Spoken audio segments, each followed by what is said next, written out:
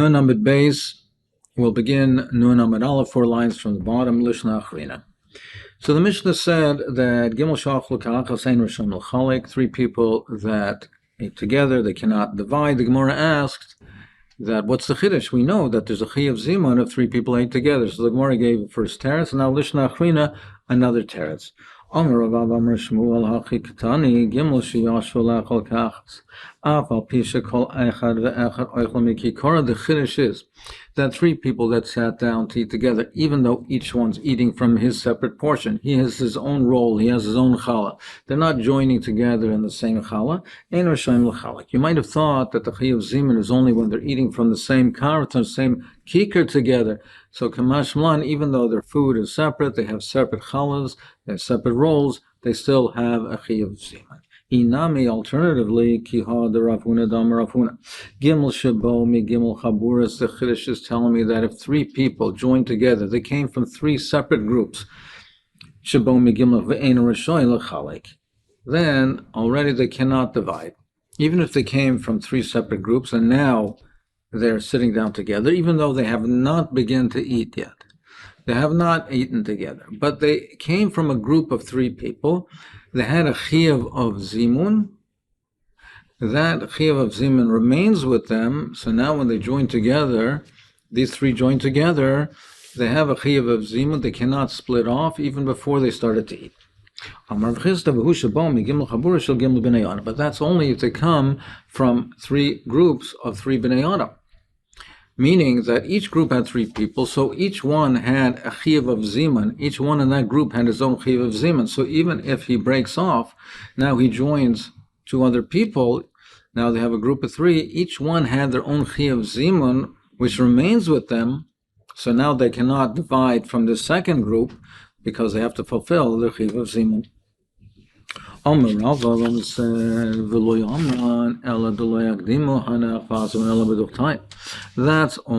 if they did not yet have a mezumin in their place. Now the way Rashi learns is machlokes rishonim here. The way Rashi learns is that's only if, when they were in the original group, if they didn't answer for the mezumin, they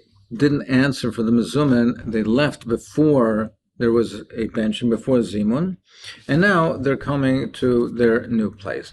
Aval azman alay b'duchtayu. But if when they were in the original group, there was a mizum, and they answered. Now they left before benching. They haven't benched yet, but they already answered. So now, when they come to this new group, parach zimun minayu. Their zimun has departed. They already were yoytza their zimun. They cannot make a zimun now in this new group because they already answered in the previous group. Rabbeinu Yonah learns differently. He says that even if they didn't answer, but if the original group benched and they were mezamin, that chiyuv of zimun that was in the original group has departed. Even if they didn't answer, if that original group was mezamin, the original chiyuv of zimun is gone. They cannot make a zimun in the new group. But in any event, according to all of the rishonim, if there was no zimun in the first group, if the first group there was 3 people, 1 person left before benching, before zimun, before benching, and now each one from the group, there are 3 groups, 1 from each group left, and they came together in a new group. Now, even if they didn't eat together, they have a chiyuv zimun together. How do I know that this is the case, that we say that it departs? Because it's not mita nignava. A bed can be makabel tuma. Kalim can be makabel tuma. Raw materials are not makabel tuma. So a bed is susceptible to tuma, you can makabel tuma.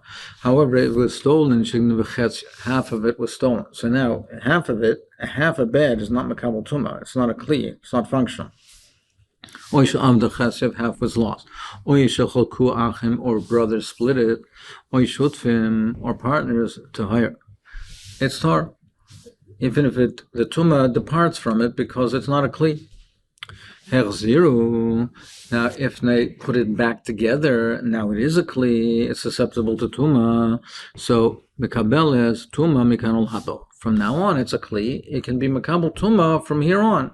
It's susceptible to tuma. However, medaig mikanol haba in. That's only from now on. tuma, that if it comes into contact with tuma after it's put together. But lemafreya,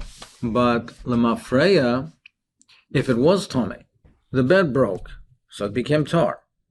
Now you put it back together, that old tuma does not resurface, does not come back. It's only can become tome mekanol haba, but not lemafreya. Alma came de palgua parach tuma. So you see, once you split it, the tuma is gone. Parach tuma mina. Achanama came in the azman alayim. Parach ziman minayu. Here also came in the azman alayim.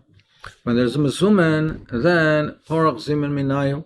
If they were mezamen in the original chabura, then his zimun is gone. And now, even though he joins a new chabura, he can only have zimun if he eats mikanol haba, if he eats with them going forward. But the old chiv of zimun, once it's broken, once it's gone, it's gone. There's chaburas, so it says the Mishnah said two chaburas in a house. If miksasim roim sale, they can see each other, then they can join together with this mizuman. Similarly, if there's a waiter, a shamash that's serving both groups, that joins the two together, and they can join together in a zimun. Ein mevorchim ala yayin. So the Mishnah said that ein mevorchim ala yayin. You don't make a bracha bori priya gafen. I said yitzam teichamayim. Div Rabbi Lezer. Rabbi Lezer says you can only make a bori priya gafen if it's diluted with water, because otherwise it does not have the chashivas of wine. But chachamim oimim mevorchim. They say no.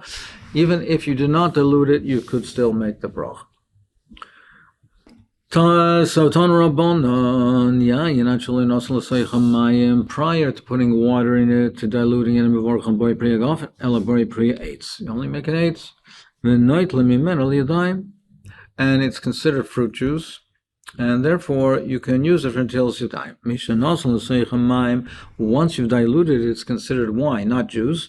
So you make the bar breichin gofen, but you cannot use it for until Yadayim because it's not considered juice, it's considered wine. The Chum say, in any event, you can make a bar priya gofen, even if it's not diluted with water, it's still considered wine. It still has a chashivas of wine. And you cannot use it for until Yadayim.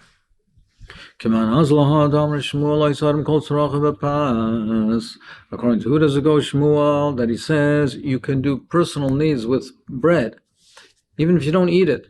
It's not considered a bezoyan, and it's not considered bezoyan oichlim. It's not disgraceful. You can use it for personal use. Kiman ki Rabbi Lezer. Well, we see Rabbi Lezer says that it can be noitel yadayim, so it clearly goes like Rabbi Lezer. Rabbi Lezer clearly says that you can use the fruit juice for until yadayim. So Shmuel is certainly consistent with Rabbi Lezer. They're mighty with the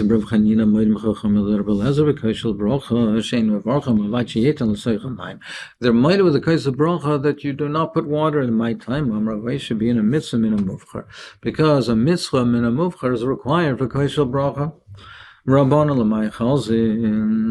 Rabbanan say that even without diluting it, you can make a bori priya. Well, people don't drink it. You can't drink it. Then why is it that you would make a bori priya gafen? No, it is chazir for the karaite. They do have certain drinks that are mixed together with other ingredients. Now, it's not fully diluted like diluted wine is, but it's mixed together. Some of them are these mixtures are mixed together with honey and pepper, some with other ingredients, with oil and water and etc. So they mix it with other ingredients and it becomes a drink that people drink. So therefore, even undiluted wine, in the normal sense, in the typical sense, is still used as a beverage, as a drink, and therefore you can make it bar priya gafen. The question asks, unfortunately, they ask on this, well, nevertheless, in any event, but it still has to be diluted with something, with some ingredients. It still, even karaite has to be diluted. It's not wine that is not mixed with other ingredients. So wine on itself that has no dilution at all, why should you make a bori priya gafen? Tiferes Israel answers, wine that's mixed with karaite, it has those additives, it's primarily wine. It has some additional ingredients to it that still retains its same form. It doesn't change it into something else, so wine can be made bori priya gafen on that. When we talk about diluted wine, in the sense that it was diluted And that type of wine in those days was 3 parts water to 1 part wine. So it was like panim chadoshes. It was a different type of beverage. The original wine, undiluted wine, was not drunk. So therefore, for that itself, it was not used, would not be considered a wine for Bari Brigam. But since it has these other applications where it's only a minimal dilution, therefore we can consider undiluted wine to be wine. So we talked about using this wine for Nitilas Yadayim, Tomer Rabbanan, Dalit Dvarim, Nemru Pas. 4 things are mentioned by pas. Ein manichem basar chayal pas. So over here, this Mandamar is saying that we do not use it in a disgraceful way. We do not use it in a way that it will get ruined. So we don't put raw meat on bread because it'll become mios and people won't eat it. Ve'in ma'avirin kois mole alapaya pas. You don't take a full cup and pass it over the pas because it might spill and ruin the pas. Vein zorkim es a pas. You don't throw it. Vein simchen es a karba pas. You don't support a pot with bread. They had a meal together. They brought dates and pomegranates for them. So he threw in front of him a portion of meat. He threw a portion of cooked meat in front of him. Do you not hold that we said that you not throw food? It's bezoyan, it's to throw food. He answered, Hai bepas. Hai bepas, Tanya. He said, that's mentioned by pas. Hai vatanya kishem shein zorken es a pas, kein ein zorken es a oichlin. It says clearly in the Brisa, not only bread, all foods. Amar lei vatanya afal pi shein zorken es pas of a zorken es a oichlin. But the Brisa says just the opposite. There's another Brisa that says just the opposite. That's only bread that you don't throw, but oichlin you do. But it makes a difference. Something that becomes ruined if you throw it, something that becomes mios, you can't throw it. And that applies to anything, not only pas. Something that does not become ruined, then you could throw it. Now, so what it says, that other foods you can are foods that do not become ruined. When he threw that meat, apparently the meat that he threw was such a type that in a way that it would not become mios. You can have wine flow. It's a siman bracha to have wine flow. So you can have the wine flow in pipes before a chas and before a kala. It can flow in front of them. Now, you can't have it ruined. You can't have ibn oichlim. It can't be baltashas. So meaning at the other end, there is a cup to collect it or a vessel to collect it. But the flowing through the pipes that something was appropriate, where the wine would not get ruined, then it's a siman bracha. The zarkin of 10 kloyes, you can throw in front of them kloy toasted grain, vagoizim and nuts, mimaisacham in the summer where it doesn't get mius. Avaloi mimaisak shamim, but not in the winter time when it get mius. Avaloi glus koyes, but not rolls of bread. Loi mimaisacham, avaloi mimaisak shamim. But you can't throw a roll, not in winter, not in summer, because the rolls of bread would get ruined. So this chilik that we have, we see again this chilik between pas and other foods. A new halacha, Amar Rav Yehuda Shachach v'yechnesayich l'meseich pi b'lei bracha. A person forgot and he put in his mouth food, and without making a bracha. Now he has the food in his mouth. He moves it to one side of his mouth, and he makes the bracha before swallowing it. Tanya chara boila. Now one brisa says you swallow it, and the other brisa says you spit it out. And the other brisa says, like we just said, you remove it to one side. So how do we reconcile this? That we said he swallows it was with liquids. He can't move it to one side. It's impossible. And if he spits it out, it'll become ruined. So there we say he removes it he swallows it, and he has no choice. He swallows it, and if he's still drinking afterwards, he continues to make a bracha. That he says he spits it out, something that doesn't become amius.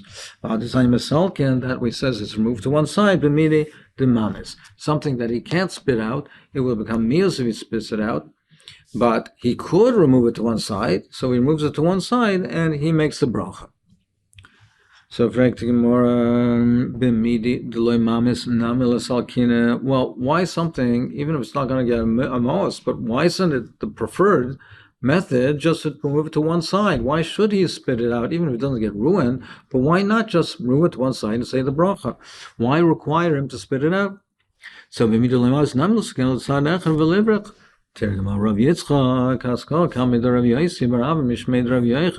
not the preferred way. It's b'di'evet. Because mishum shenamra yimal v'tilosecha. My mouth should be full with your praises. You shouldn't have food in your mouth when you're saying a bracha. So if he has no choice, that's the way he does it. But if he could spit it out, then it's more appropriate. The better way is to do that because yimal v'tilosecha.